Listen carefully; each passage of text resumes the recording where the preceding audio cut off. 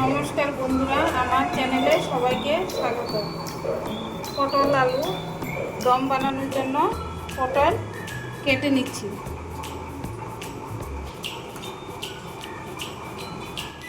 পটল কাটা হয়ে গেছে, এবার আলু কাটবো। পটলগুলি সাইডে রেখে দিই, তারপর আলু কাটবো। এবার আলুও কাটা হয়ে গেছে, এবার মশলা রেডি করে নিই, তারপর রান্নাটা দেখাবো। মশলা রেডি করে ফেলেছি। সম্বারে দেব শুকনো লঙ্কা, তেজপাতা, মেথি, কাঁচা লঙ্কা আর মশলা, আদা বাটা, জিরে, ধনিয়া, হলুদ, লবণ এসব দেব। এখন কড়াইতে তেল দিয়ে দিই।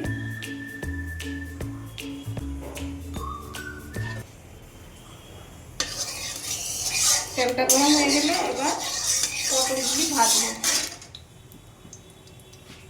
তেলটা গরম হয়ে গেছে, এবার পটলগুলি দিয়ে দিই। পটলগুলি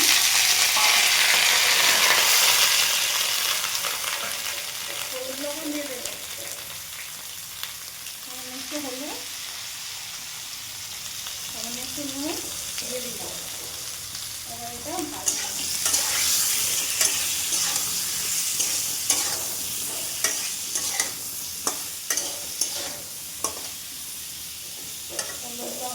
মিশানো হয়ে গেছে, এবার ঢেকে দেবো।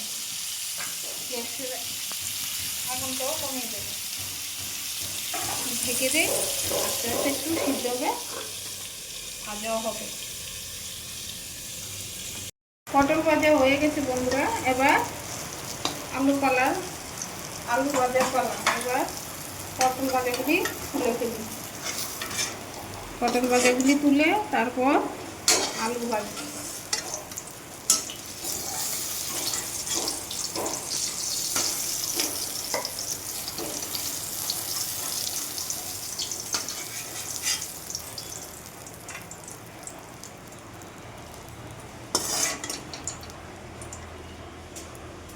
পটল ভাজাগুলি রেখে দিলাম, এবার একটু তেল দেবো, আর একটু তেল দেবো, দিয়ে আলুগুলি ভাজবো। এবার আর একটু তেল দেব, দিয়ে এবার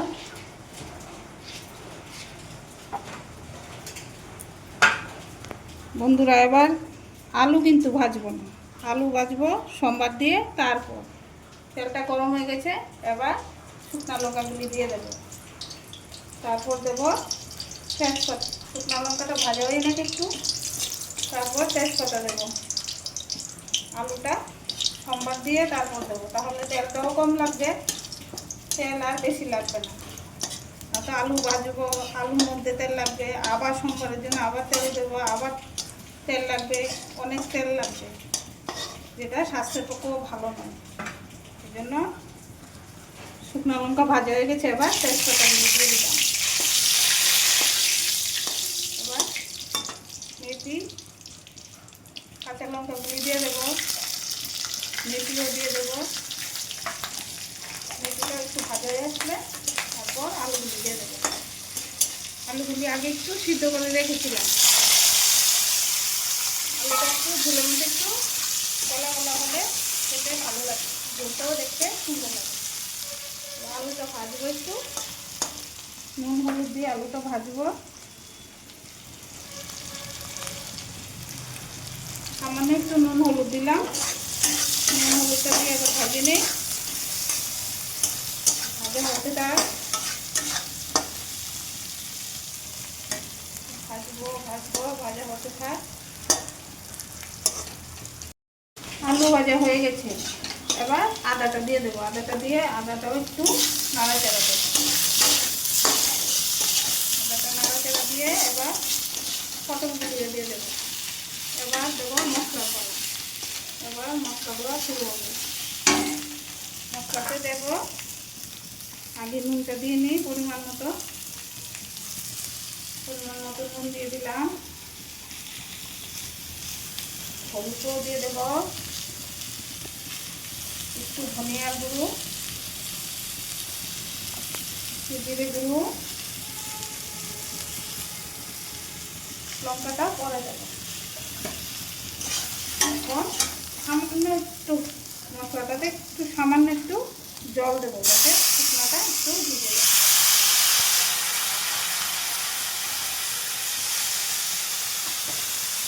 মশলাটা মাখতে হবে। একটু কাশ্মীরি লঙ্কা গুঁড়ো দেবো।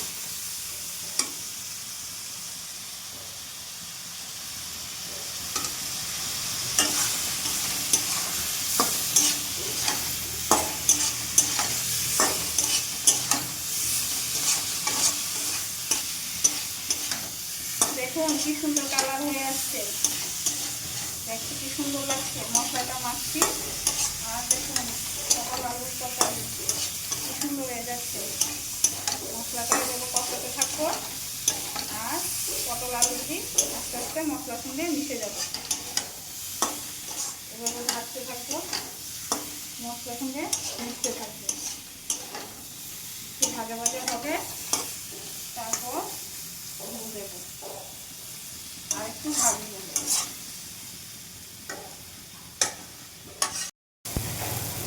দেখুন বন্ধুরা কি সুন্দর হয়েছে, কি দেখতে মনে হচ্ছে না?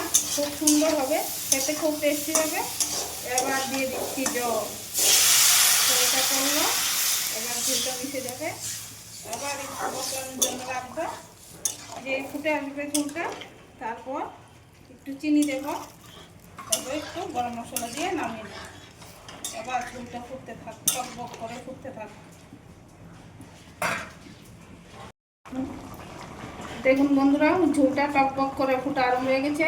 এবার একটু সামান্য একটু চিনি দিয়ে দেবো, আবার একটু নেড়ে নেব।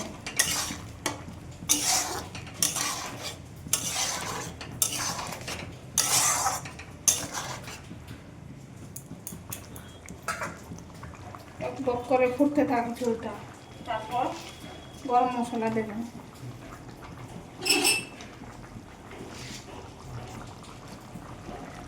এবার একটু লঙ্কার গুঁড়ো দিয়ে দেবো, লঙ্কার গুঁড়োটা দিয়েছি। এবার একটু ফুটতে থাক, আর একটু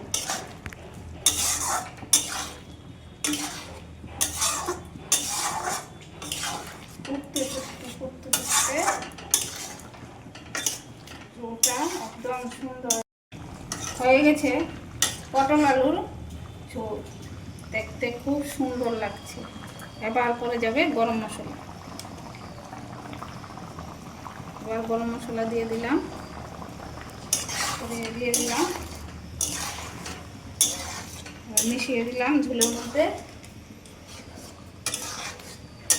এবার নামিয়ে নেওয়ার পালা। এবার গ্যাসটা বন্ধ করে দেব, একটু ঢাকা দিয়ে দেব। ঢাকাটা তুলে দিলাম। এবার ঝোলটা কাটিতে নামাবো।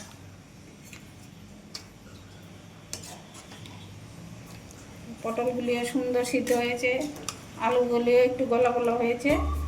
দেখুন আলুগুলি একটু গলে গলে ঝোলের সঙ্গে মিশেছে। আলুগুলি ঝোলটাও ঘন ঘন হলো, দেখতেও বেশ সুন্দর লাগছে, খেতেও ভীষণ স্বাদ হবে। বন্ধুরা কেমন হলো পটল আলুর দম? দেখুন সুন্দর হয়েছে না? যদি ভালো লেগে থাকে লাইক শেয়ার সাবস্ক্রাইব করবেন। পটল আলুর দম দেখুন কি সুন্দর হয়েছে। যদি এটা আপনারা বাড়িতে ট্রাই করে দেখবেন, খেয়ে দেখবেন, বানিয়ে কত সুন্দর লাগে, খেতে খুব টেস্টি হয়।